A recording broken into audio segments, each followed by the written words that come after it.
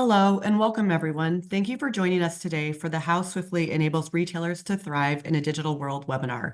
We're excited to have you here. Before we get started, let's go over a few quick housekeeping items. This webinar will run for approximately 45 minutes with a Q&A session at the end. Please feel free to drop your questions in the Q&A box at the bottom of your screen as we go along. We're also recording this webinar and it will be available afterward. We are honored to have two incredible speakers with us today, Sean Turner, Chief Innovation Officer and co-founder at Swiftly, and Alistair James, Chief Commercial and Marketing Officer at Swiftly. With their deep expertise, they'll share insights on how Swiftly's all-in-one retail technology platform levels the playing field. For today's agenda, we will cover the following topics: the challenge, competing against the giants, who we are and our mission, how we empower retailers, why partner with Swiftly, the differentiators. Now let's get started. Please join me in welcome Alistair James. Thank you, Kelsey. And hey, very warm welcome to everybody. We really appreciate you taking the time to spend with us this morning and look forward to sort of following up after this with you on some of the content that we're presenting. So I'm going to begin and I'm going to hand over to Sean in a few minutes to sort of get into some of the more technical elements. And what do we mean when we say the challenge of competing against giants? Well, what I'm really talking about is the dominance of Amazon and Walmart in the retail space and their use of cutting-edge digital tools to really compete with independent and small regional grocers.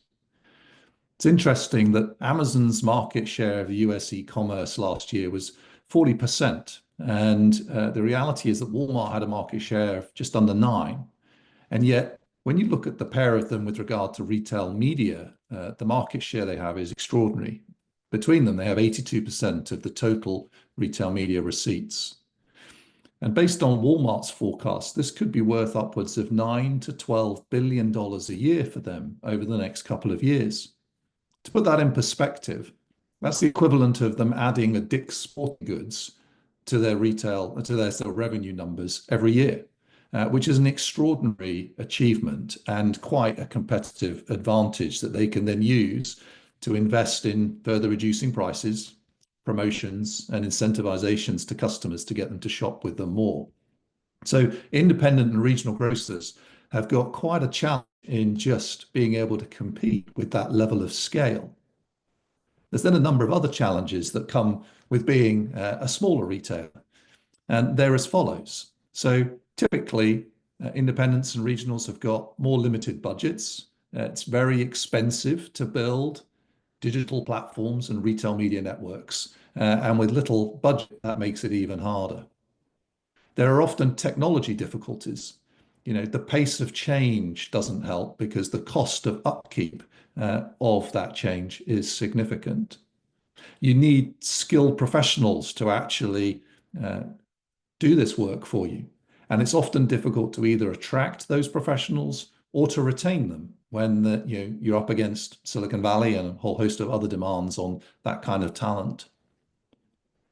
In retail, we're all aware that there are often very fragmented solutions from a history of spaghetti-like legacy systems and bolt-ons from acquisitions and other things over time. And then the final challenge is one of data, both the data control challenge, but also quality and accuracy. So independents and regional grocers are facing all of these challenges as they try to engage in this topic.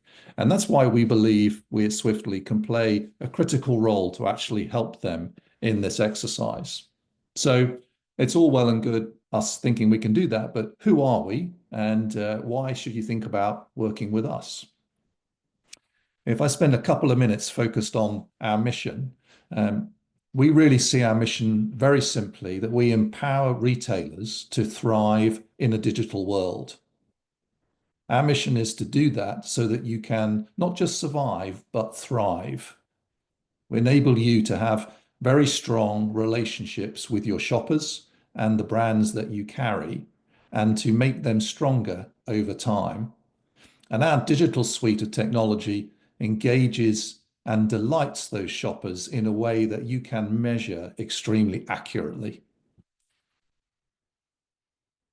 As I think about that and the steps that you need to take to improve your digital world, we really feel that there are 4 steps you should be considering. I'm going to go through the first one here, which is really about how you should engage users to increase the number of eyeballs and visitors to your digital ecosystem. And then I'm going to hand off to Sean to really talk about the tech stack and how you should think about prioritizing that. We think about very often when we talk to retailers, retailers are very keen to talk retail media.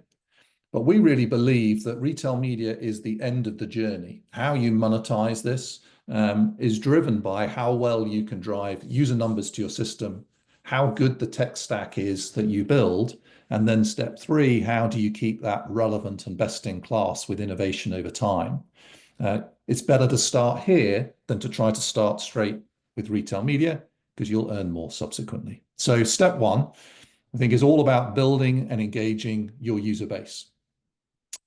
Gone are the days of reaching everyone with print circular. I think we all know that now. But the interesting thing is only 4% of millennial and Gen Z shoppers even look at print if you can get a print copy in front of them.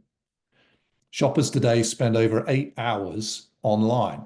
That's more than the entire workday, and means that that's where you need to be engaging your shoppers to have the greatest effect.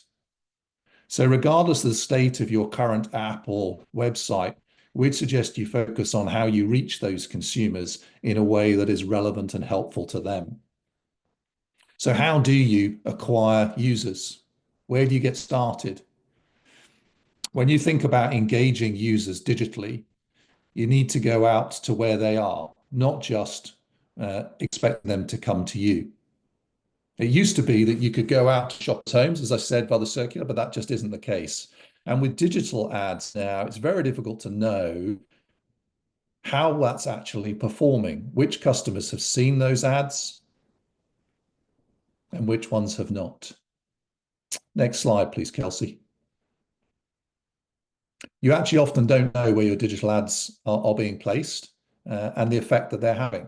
And that's why it's super important to actually work with a provider and a partner that measures that engagement accurately, transparently, and at the user level to give you very clear understanding on the incrementality that you can expect from those offers.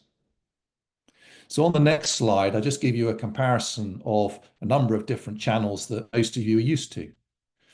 Some of these offer returns on ad spends that are reasonable and some not so good. So if we think about the physical print circular, we're typically seeing a return on ad spend of between 50 cents and $1.50, depending on how you choose to measure that and attribute those sales. Moving through various other channels, that's sort of $1 to $2 to $3. But it's interesting that the digital circular return ad spend is significantly greater and actually offers a much greater opportunity of incremental return on ad spend than the other channels you see here. So you have the ability to both measure accurately and also then invest wisely based on those insights within the digital channels in a way that we haven't historically been able to do. But the question I would have for you is how do you actually reach the right consumers with the right message to ensure that they're engaged as effectively as is possible? And that's where we've worked on thinking about the digital circular that exists and how to build a solution that really amplifies that more aggressively. And we've come up with something called Audience Optimizer. An Audience Optimizer is a solution that delivers an incremental return on ad spend of between $23 and $27. Extraordinarily good relative to the other channels you'll typically be using. We've been doing this now for nearly 10 months and have got very consistent results across many retailers. So we would love to talk to you about the opportunities this offers to increase your user engagement. There's really 3 elements within Audience Optimizer. The first of those is around digital circular amplification, and that's taking your digital circular, if you have one, and amplifying the offers within that to a much broader customer base and to a number of customers that are showing both the historical purchase habits, their propensity to buy, and their interest in those items that you're already offering. And we've had great success with this element of Audience Optimizer over the last 10 months. The second use case for Audience Optimizer is around app downloads. How do I actually get people to download my app and engage with me in a way that's compelling? We know that consumers that have downloaded an app and are spending with a retailer spend significantly more in basket spend than your average consumer. And so they are the best of the best in terms of loyalty and engagement. And getting as many of them as possible engaged in your ecosystem is critical. And then the final element is competitor conquesting. So this is looking at customers that may shop yourself, but also shop a number of your competitors, and having identified them, engaging them with very personalized and targeted ads that actually cause them to come back to your stores and actually spend more frequently and at greater amounts. It's all about driving trip frequency and basket size. And the great thing about Audience Optimizer is you can measure it down to the individual user. So you know with absolute certainty how much benefit you're getting from the investment you're making and how much of a difference it's making to your overall wider business, measured at the individual user level. And that is a key change versus any other solution in the marketplace. Other solutions cannot do that. Some claim the ability to close loop measurement, but they're doing that typically based on a modeled audience and assumptions, whereas we actually do it based on the absolute sales of a particular user. So let me give you an example of where it's different and why it's different. And this is an example here of digital circular amplification and bringing it to life for you through Audience Optimizer. You see on the screen here a couple of people. You've got Mike and you've got Pam. They're different individuals, obviously. They have different purchase history. So Mike on the left there has purchased mustard in the past. He's also purchased ground beef. You can see that he lives pretty close to a nearest store, and his interests are around sports. Pam, on the other hand, hasn't actually purchased mustard, doesn't do that, but has clipped coupons for Heinz products and has purchased in the meat and pantry categories before. And her interests are around reading pop culture. Now, I draw that out on the screen for you here is because what we do with that knowledge is we actually personalize content for each shopper based on those historical transactions, their location relative to your stores, their demographics, and their digital behavior. And in this instance, the example you see is we put a highest mustard offer in front of Mike alongside the ground beef offer where he's spending his time. And you can see in this instance, it's SB Nation. He's mad keen on sports. So that's where he would see those offers. And if he clicks on one of those offers, it then takes him to the retailer's app on the right-hand side where you can see the rest of the digital circular. And within that, the products that he clicked on. And so it has the ability to draw consumers into your digital circular and then amplify all the offers you've got on there to a much greater audience than otherwise would have been the case. With Pam, it's a different set. She's actually looking at offers on variety, which is where she's spending her time. And for her, it's not ketchup, it's not, sorry, mustard rather, it's ketchup. And likewise, she clicks through, it takes her to the similar page, but brings up ketchup for her rather than mustard. And the point I'm just trying to make with this slide is, if you can personalize the offers based on previous purchase history and preferences of customers, you have a much more engaging offer for them. And that in turn results in a much better return on the ad spend and gives you a level of incrementality you otherwise would not get. And that's why we see the great success we do. So let me share a couple of case studies with you, just because that's more relevant than me talking. On the right-hand side here, you can see we used Audience Optimizer as an efficient solution to spotlight some promotions for a particular retailer we've been working with for a while now. And they saw an incremental return ad spend of $27. They saw a 2% increase in incremental sales lift.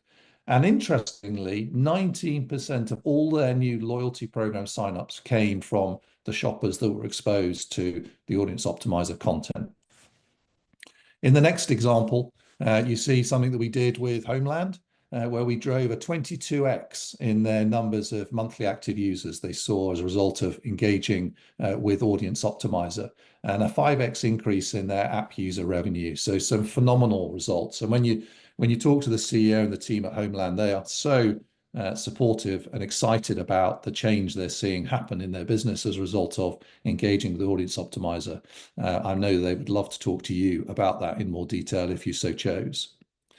Um, but they're not the only solutions that Audience Optimizer that we have. We have a couple of others. First of those is around Swiftly's alcohol cashback. This is a program we built to actually enable retailers to promote alcohol in an easy and effective way and enable them to compete on price. We know that 70% of shoppers are more likely to purchase alcohol if a rebate's involved.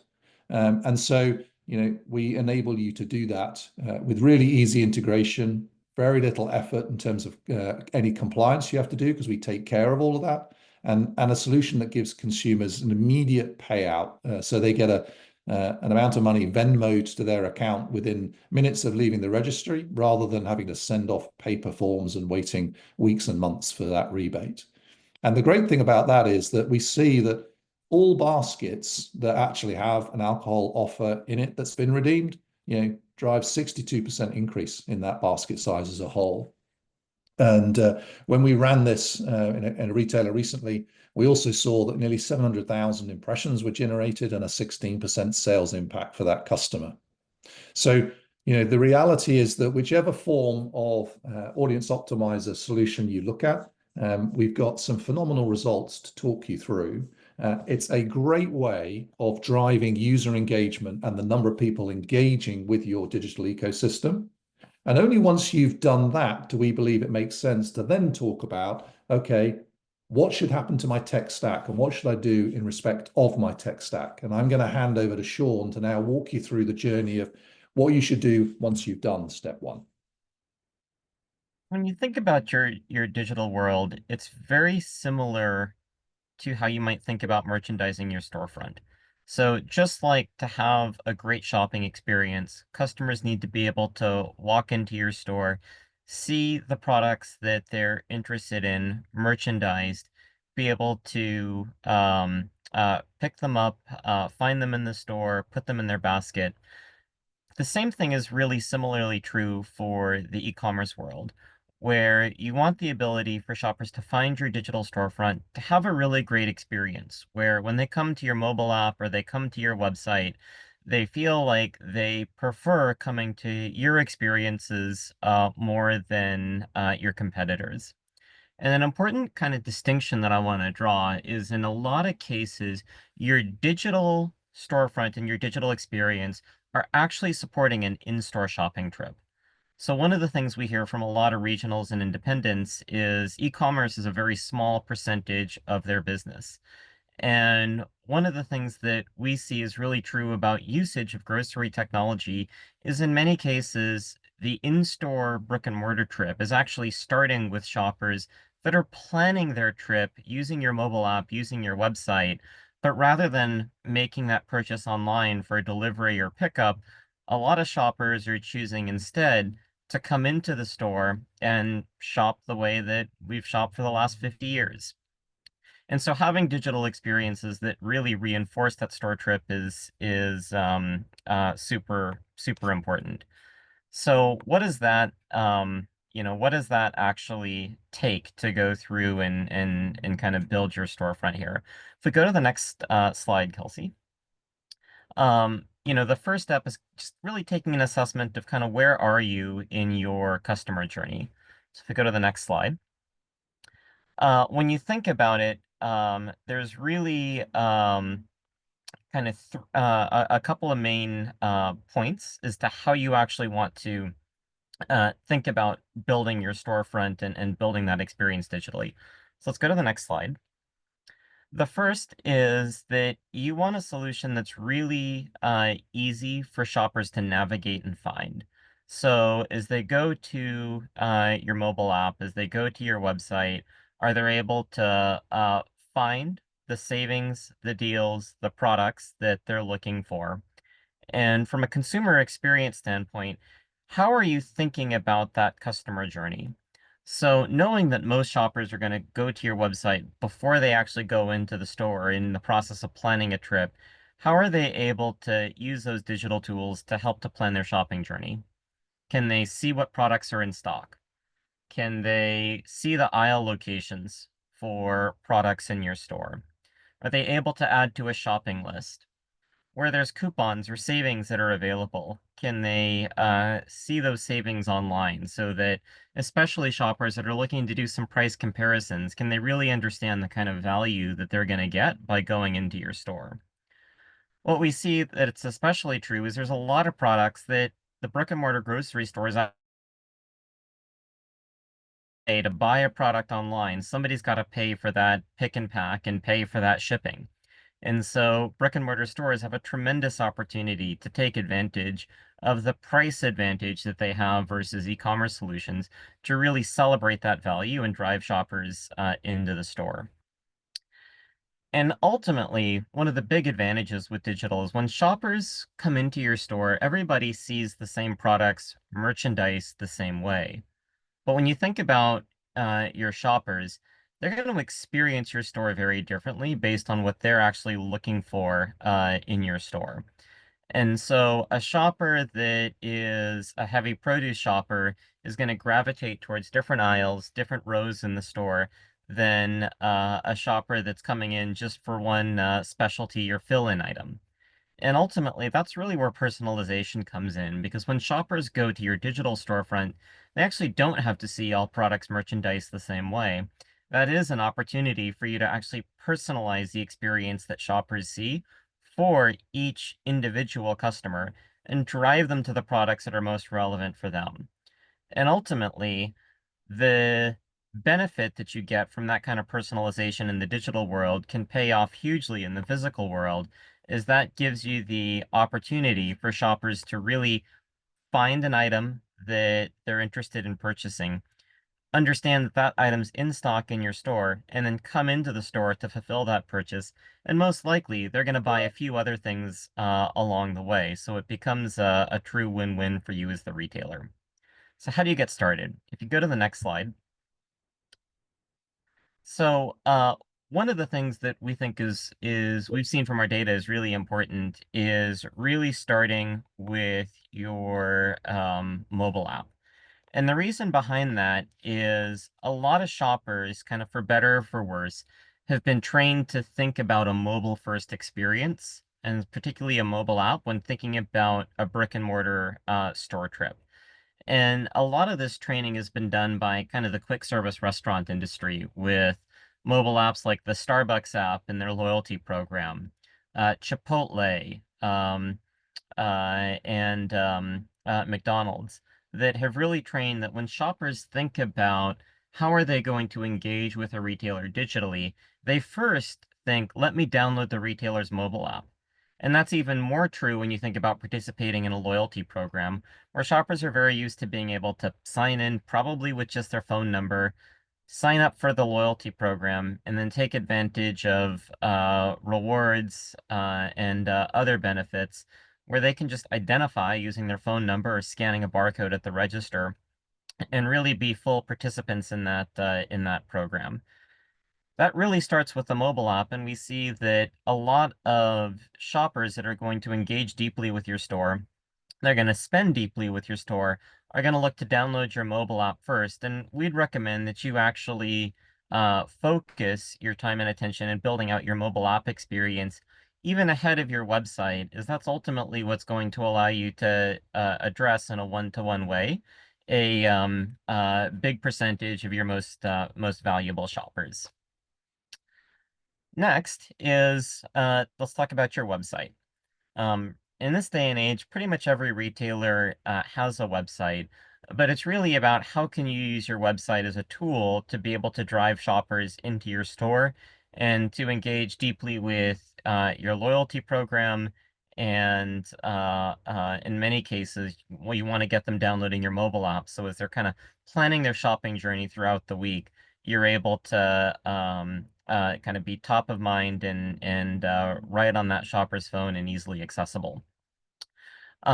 From a web perspective, there is a great opportunity to be able to address shoppers with your website and use that to draw shoppers into your circular, draw shoppers into clip coupons, and it can be a great place for product discovery, is your website can draw traffic in organically through sources like Google, where if a shopper is looking for a particular ingredient, and you happen to carry that ingredient or that item in your store, Google will actually drive new shoppers to your store to be able to make that purchase. And then ultimately, as you think about how do you put your mobile app, your web experience together, one of the things that's really important is thinking about the customer experience. You want to get a lot of shoppers to download and to use your digital experiences. And one of the easiest barometers to see that is really your rating in the iOS and Google app stores. We see that a lot of the most successful retailers will get a lot of enthusiastic customer reviews, and shoppers will actually go out of their way to rate their grocer's mobile app, and you'll get a lot of ratings and a very high quality 4.5 star or above app rating. And that really is a great signal that you're hitting the mark and driving value for your shoppers, and really what we think you should strive for. So ultimately, how do you set that up? There's a few features that we think are important. We would recommend that you kind of tackle them in this order. The first is you want to have a great app and website, and that's just like you got a physical storefront, you got to start with a building somewhere and think about that as the foundation of your building. Then on top of that, the next feature we recommend most retailers layer in is coupons. And the reason is it provides a lot of manufacturer-funded discounts, so it's not something that you have to make big investments in offering. And it also gives you the opportunity for shoppers to identify at the register. So shoppers can enter their phone number at the register, and they're really linking that in-store transaction with what they're doing with you digitally. And that in-store identification is what forms the basis to allow you to build digital shopper loyalty, to create personalization for your shopper, and to really drive your shoppers to be able to interact with you in a one-to-one way and get a lot of value from your digital experiences. For retailers where it makes sense, commerce, so that's the ability to make a pickup or a delivery order, can be a next logical step. This could also take the form of just tools to help shoppers plan their trip. So things like having an aisle locator where shoppers can actually search for an item and see whether or not it's in stock in the store and which aisle in your store that that item can be found on is a big help for shoppers that really want to plan their trip out a little bit better before they get off the couch and head into the store and want to make sure that you're gonna have the item that they're looking for when they actually get there.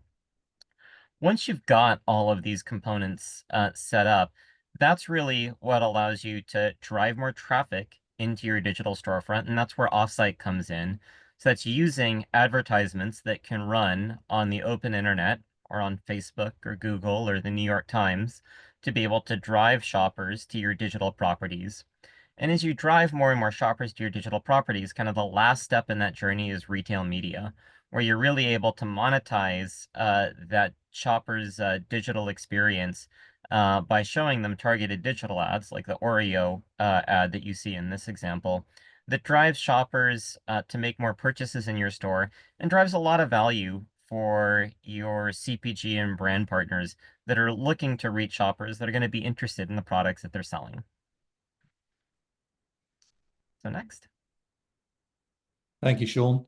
I think it's worth as well just saying that the difference between the retailer partners we work with who have methodically worked through that journey that Sean laid out and those that have jumped straight to retail media, the difference in revenue per user is significant. You know, it can be anywhere from $1 per user all the way through to $9, $10 per user difference. And that obviously is material. So hence the reason why we have the view that the order of the steps we've laid out are in the way they are. Once you've done the thing, step three, of course, is then to think about how do you iterate and continue to innovate to remain best in class. You know, consumer engagement is critically important. We all know that. But in order to provide best in class consumer engagement, the world moves on very quickly at a rate of knots that's difficult to always compete with as an individual business. And so being able to rely on a partner that's just focused on these things, that continue to bring that innovation to bear, I think is really important. I want to just talk you through a few of the innovations, for example, that we're seeing making a difference right now, and that are increasing stickiness. So the first of these you can see here is in-app video ads, that are just so much more engaging to the eye for the consumer as they are working through your app, looking at products, planning their trip, as Sean was saying. In-app video ads are better supported by CPG brands because they're much more engaging and they have much better sort of click-through capabilities and purchase, again, because of that engagement. So in-app video ads is just the first example. Second example here is around loyalty programs. And many brands want to actually challenge consumers to be loyal to their brands, and rewarding consumers for doing things that are already a natural part of their purchase history is a great way for a retailer to build loyalty. So, customers can activate any kind of offer, earn points off the back of that offer, and when they get to a certain number of points, they can then redeem those points for products or returns, etc. And it delivers a level of to and fro engagement, which is ideal for developing ongoing stickiness and loyalty. And then the final one is around personalization. So we have a tool within the apps we build for retailers that really focuses on ensuring that the offers that get put in front of customers are based on things they're really interested in buying. A Coca-Cola buyer is not interested typically in receiving an offer for Pepsi-Cola, for example. They're really interested in receiving offers for Coke. And so having a section of the app which is called On Sale for You works through the history of your purchase criteria as a consumer and offers up things for you which are relevant when they become on offer based on the things you like to buy most frequently. And this level of personalization drives significant engagement over time with consumers because they really feel that you know them and that as a retailer you understand what interests them. And off the back of that, they therefore tend to spend more and trip more frequently.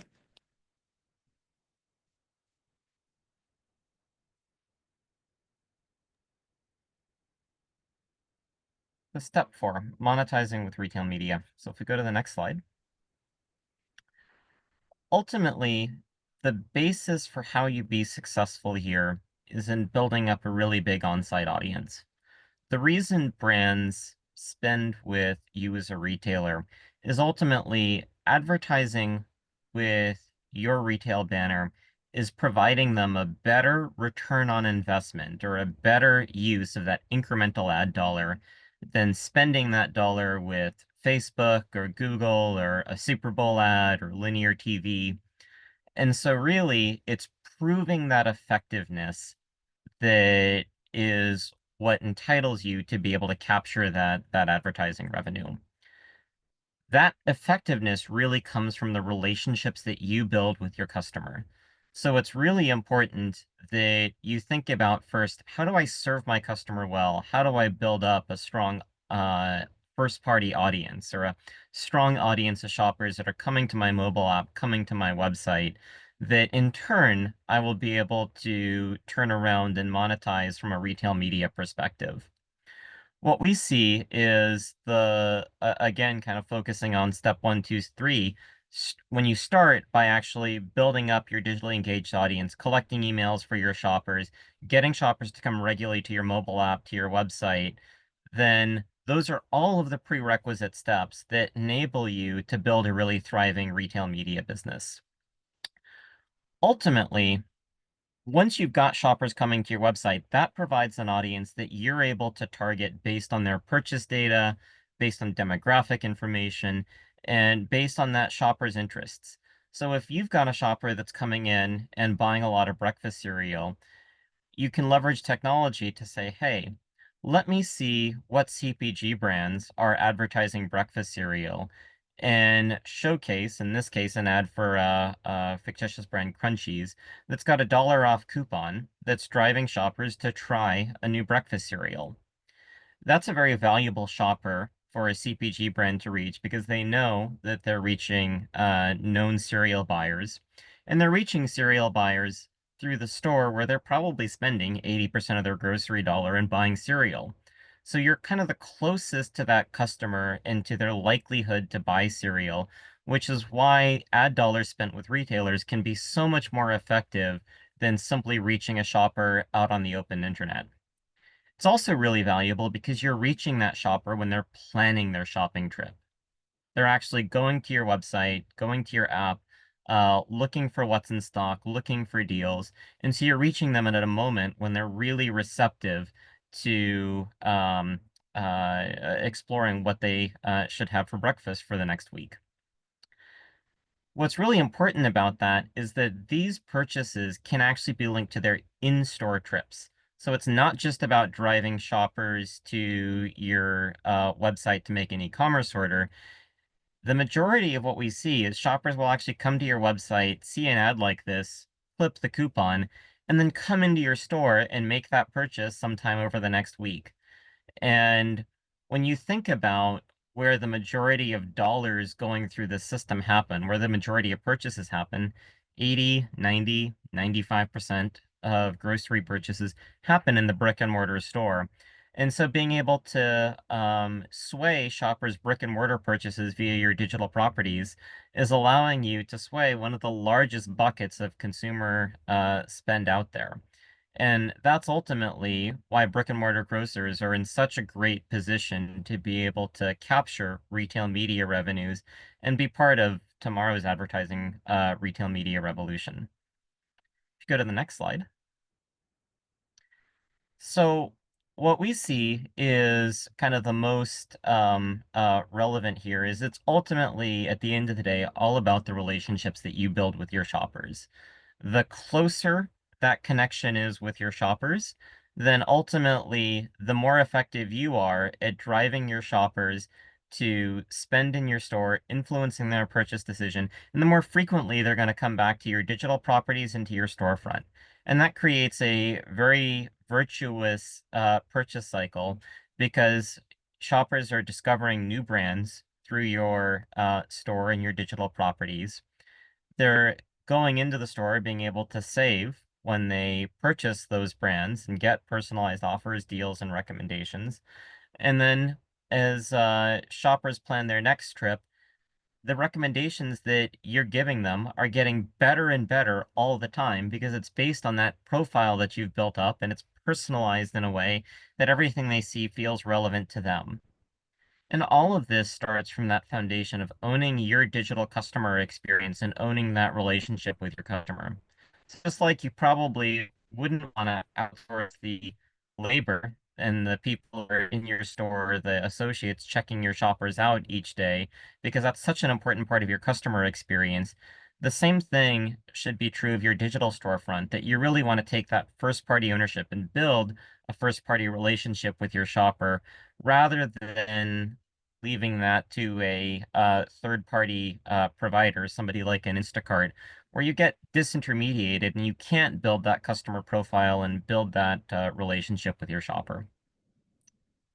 Next. So one of the key questions then to ask is, okay, that's very helpful. I understand what you're saying. I better understand the journey I'm on and how you can help. But why should I partner with Swiftly as opposed to anybody else? Sean's touched on one of the key reasons just then, which is we actually see it as a real point of difference and an essential that you don't have your relationship with your customers disintermediated. We see ourselves as successful if you're successful, and those customers should always remain in a relationship with you. But we think there are 8 reasons you should work with Swiftly, and I'll go through those one by one. First of those is we have an all-in-one solution, which means you can do as much or as little as you need. It's modular in nature. We can meet you wherever you are on your journey. If you need one solution does everything, we can do that. If you have just one element you need help with, we can help you there too. Second thing is it's a very easy to use platform. There's very little integration required, and the online experiences are very simple and straightforward to integrate. So, we have a position where we've already done this now so many times that with almost one click of a switch, we can have you up and running pretty quickly. And Sean's going to talk about that to close in just a minute. It's a very low cost or no cost model. We see ourselves as being successful if we actually reduce that cost burden for our partners, and give you an opportunity to say yes without having to worry about the return on investment from that decision. We've all been in that situation as retailers where software integrations and projects can take twice as long to deliver and deliver half as much as you expected, but cost twice as much. We're not in that game. We want it to be an easy decision to make because it doesn't cost you anything. We also want to be quick to market. And if you give Sean your transaction log feed, he can have you up and running with a new app in under 4 weeks. So speed to market is essential in terms of giving you the chance to compete. You also want to be able to onboard things really easily. We know that the reality is not everybody's data is fantastic. We've got a way to actually cleanse and work that data and integrate and ingest it into our business, which means we take on the cost rather than you. And so your onboarding process is extremely straightforward. We don't have any recurring SaaS fees. So the concern that I'm going to end up shelling out money every month on a SaaS model where I get something that doesn't quite do what I expected, that doesn't get developed in the way I was promised and ends up costing me something for 3 years. Again, we see that as a loser's model. We're in the place where we want to prove our success based on how well we drive revenue for you, and therefore we don't have recurring SaaS fees. We instead have a revenue share business model, which is off the back of everything we do with you, we sell the retail media and then we share that revenue with you so that you're incentivized to drive user growth and we're incentivized to continue developing and building out best-in-class digital tools that enable you to monetize effectively. And together that brings ourselves as two organizations together with joint focus on success. And then the final thing I would say, we ran a survey just at the end of last year to understand some of the things that we do well. And one of the best remarks and responses we got is that we're highly responsive. Retailers were surprised relative to our competitive set, just how responsive Swiftly is to their needs. And we're very proud of that. So for each of those 8 reasons, we think that there's differentiators in each of them for reasons to work with Swiftly, and we'd love to talk to you about them. But the most important thing is how to get started and what does that look like? And I'm going to hand over to Sean to just walk you through that process for us. The good news is getting started is pretty easy. So think back to what's step 1? Build your digital audience.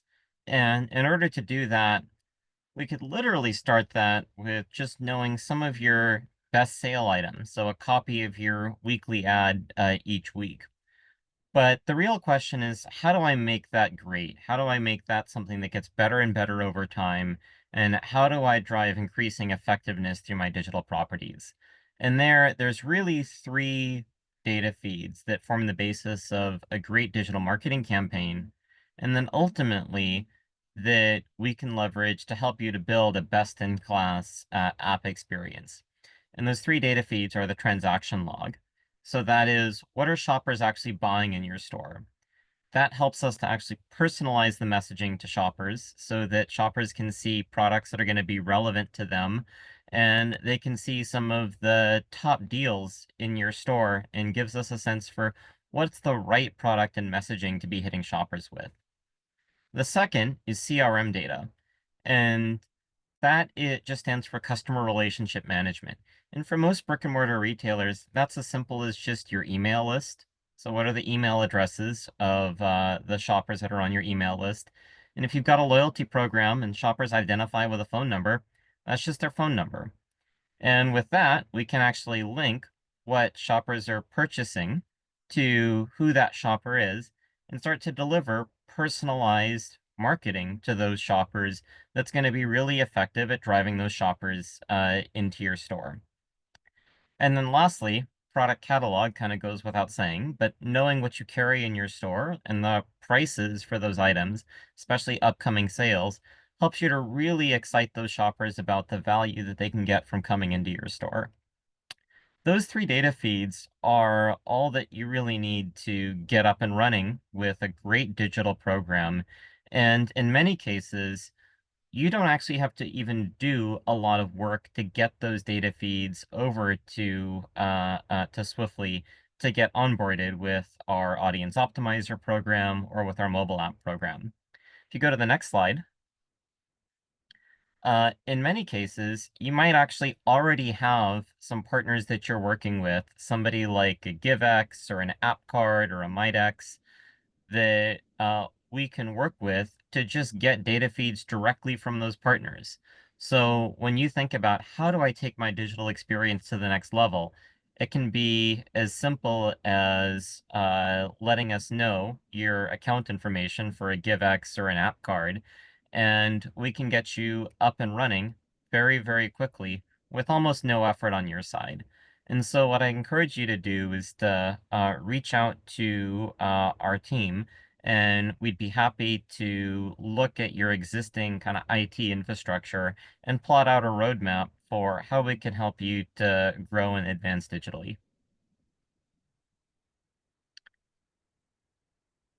Good stuff. Thank you very much, everybody. We're going to just handle a Q&A now. I'm going to ask Kelsey to pull up the next slide whilst we're doing that, so that if people want to know how to get started, they can just scan this QR code and literally get us a note immediately. But for everybody else that wants to hear the answers to the Q&A, what do we have in Q&A, Kelsey? Yeah, we have a few questions. The first one is, a lot of independent grocers have no mature e-commerce model. How can we measure ROAS accurately? Good one. So Sean, do you want to tackle this one? Yeah, sure. It's a phenomenal question. And what we see is in most cases, the ROAS that you want to be measuring is not e-commerce ROAS. It's actually what a shopper sees online, and then what do they come into your store and actually purchase. And a great way you can start doing that is just with a coupon program. So if you've got a coupon program or a loyalty program where shoppers identify at your register, then that's actually all you need to be able to track what is a shopper doing digitally, and then what are they purchasing when they come into your store.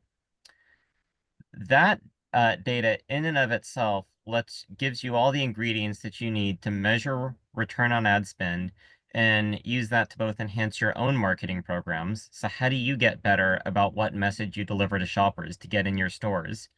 And also to report back on return on ad spend to your CPG brands so that your CPG brands can understand, are they getting more effectiveness with their ad dollar from you versus other digital channels they could choose to invest in. And ultimately, that's why retailers are taking ad dollars from the Googles and the Facebooks of the world. The Yeah, next question, I oh, sorry. just I'll build on Sean's point. One of the points I would make as well is that because we actually measure who, and we can see who receives an ad versus who doesn't receive an ad, we have control groups laid out. We can see of those that received the ad, how many came into store and what they spent. We're able to actually build up the incrementality in terms of spend by individual user and get you to a very high quality and accurate iROAS measure, even if you don't have an online e-commerce play at all, because it's all based on doing in store, and we have the transaction logs to verify that information. Okay, the next question is, the return on ad spend for Audience Optimizer seems really high. How consistent are those returns across different retailers? Yeah, that's a very good question, and they are very high. And when I talk to retailers, some people are like skeptical because they're so high. We've been doing this for 10 months now, and this is a very consistent level of results. We didn't actually even include some of our higher numbers in here because this is the most consistent rate we're seeing, and it's very encouraging because with relatively low margins that most retailers have, this is pretty much self-funding for them from their marketing investment. As I say, it's based upon us placing ads in front of individual users. We can then track them as individuals in terms of, did they see the ad? Did they act upon the ad? Did they come into store? And importantly, did they purchase? And as long as they did all of those things, we can then measure them versus control group didn't get the ad, but they still shopped, for example, to really understand what the level of incrementality is.